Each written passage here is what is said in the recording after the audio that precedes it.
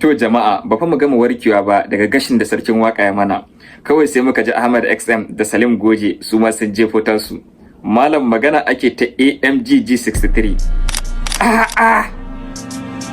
July G-Wagon ko haka zamu ce July in 2025. Wato malam arewa ta farka. Wato magana ake ta 4.0 liter twin turbo charge V8 kuma handcrafted wanda gaba ɗayansa da hannu aka kera shi, bawar inji da ya taimaka gurin haɗa shi. Ya subhanallahi.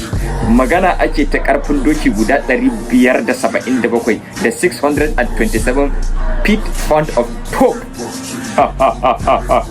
Kai jama'a, Formatic all-wheel drive system with front and rear torque distribution of 40 to 60. La ilaha illallah. Magana nake da duka tayoyin karfi na zuwa jikinsu, sannan torque ɗin karfin juya tayar kaso 40 a gaba 60 a baya, kowace da karfin juyawa. Mercedes sun zuba kira a wannan akwatin. La ilaha illallah.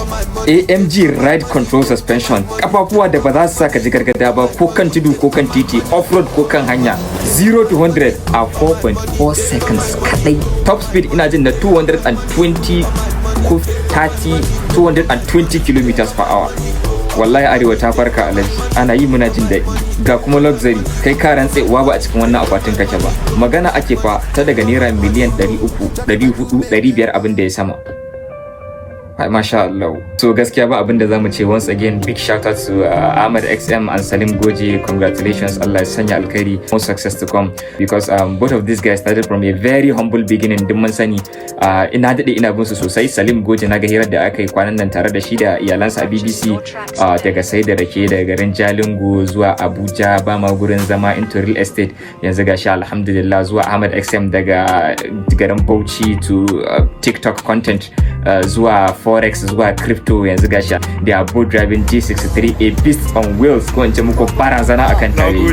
Kai masha Allah, saboda malam G63 ba kawai iya mota bace, alama ce ta nuna nasara a rayuwa, kuma wannan proof ne na cewa idan ka dage a rayuwa komai mai iya yiwuwa ne. So matasan arewa ga shawara kyauta, bara man cire glass. Wannan ba flex bane, kawai motivation ne. Waɗannan mutanen da kuke gani sun fara daga ƙasa, duk wani abu hard working ɗinsu ne da kuma taimakon Allah Ubangiji. Ba su da connection, yanzu suna tafiya akan mota sama da naira miliyan 600. So wannan zamu ce pure arewa inspiration ne on wheels. So don't just scroll, kaka zo ka gani kawai ka wuce, get inspired. Yawwa, I've been following this man for quite a long time.